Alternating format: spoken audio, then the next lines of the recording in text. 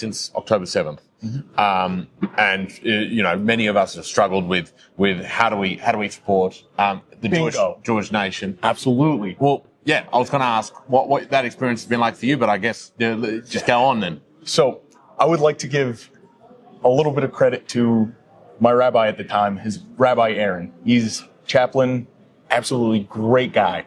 After October 7th had happened, we had a very deep and personal discussion where we delved into the hard discussions. And to really get to the bottom line and make the long story short, there were so many Jewish service members that wanted to go and help Israel that felt unable to. That felt like what we were doing and what we were able at that personal point in time, we were just sitting there watching this happen to Jews. And whenever you see that and you're faced with that, the best absolute thing you can do is you can be a better Jew. When that happens, you have to double down. You have to make that conscious effort and that conscious decision to go out and do the things that maybe you're like, I don't know, maybe I want to go to the bar instead of going to shul. And no, go to shul. Like that doubling down on, no, I'm Jewish. This is my identity. I need to be better here where I am. And service members all over, that's the one thing that you can do whenever you see Israel going through that. You can double down where you are and make a difference where you are. Be a better member of your community. Be more Jewish. Bring more goodness and light. Bring more goodness and light. Like literally making an impact on the community and the people you love and care about around you is going to make the biggest difference. From a skill set perspective, there is no doubt that your skill set could have been utilized, but you serve the U.S. military and you defend the United States of America. Absolutely. And although you are a Jew, and these people were killed for being Jews, and that is the anti-Semitism that has occurred has been, it's Jew hatred. It's not Absolutely. It's not anything else. So with that dynamic understood and that reality being brought to heart, what's your perspective on people serving the United States and what the United States does for us as Jews? So a lot of the times you need people at points of friction. You need good, reliable people. Because a lot of the times when major world events happen, you need people that are principled, have values.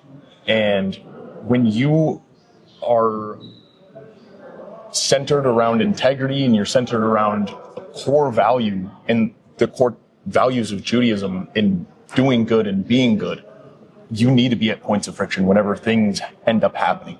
And one of the big, things that I will look back on for the rest of my life and be so genuinely proud of, and the people that I love and care about will look at me and be proud of, was during points of friction where any anti-Semitism could have arisen, you're there to put your foot down. You need Jewish service members there that have a backbone.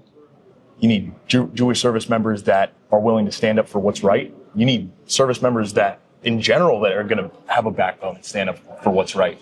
And being there at a point of friction where there may be something uncomfortable, there may be, that difficult conversations, and you can be that voice of reason. Or at times, difficult confrontation. Yeah, absolutely. Where you're there to be not only the voice of reason, but you're there to be the voice of value. You're there when you're not. A lot of the things that change whenever you serve in the military is you're there to serve. You're not there to be served. A lot of the time there's that notion of, what can the military do for me? But one thing that, as a Jewish service member, you can bring is what principles, values, and you can make sure that when you're in a leadership position and you are in a point where, something may be weird or there may be difficult decisions, you're there to make a moral decision. You're there to make a value-based decision. Let's say you got 100 people or 1,000 people on a base, and you're the only Jew on the base. Do you feel that weight on your shoulder to represent what Jews are and who Jews are, especially with people that haven't seen Jews before, and that's probably an obvious question to answer. But I ask it to then ask what effect has that had on you both personally and is that a strain? I mean, we can be honest. No, it's honestly pretty awesome. It's fun. People ask me what the yarmulke is. They'll, walk up to me and be like, "Hey, what?" You wear your yarmulke on base? Yeah. Oh, that's bloody awesome. Yeah, I wear my yarmulke Wow. in uniform. I love it. It's a good time. Let's go have a bit of fun. Tell us Absolutely. a fun story, if you have any, of people looking at the kippah, the yarmulke, and maybe being confused or whatever. I don't know what happened. So It's so crazy. Although I do have a lot of stories of people walking up and being like, "Whoa, what's going on? What's that? Is that another hat or something?" And there's a lot of questions. There's a lot of genuine. And it all comes from a very pure place. There's very, very few and far in between of anything coming from a place of ill intent. But it's really cool because when you meet other Jewish service members, I met my rabbi, just seeing him wearing a yarmulke, and he saw me, and we just both pointed at each other, and it was like, we're like, "What's up? What are you doing next Shabbos?"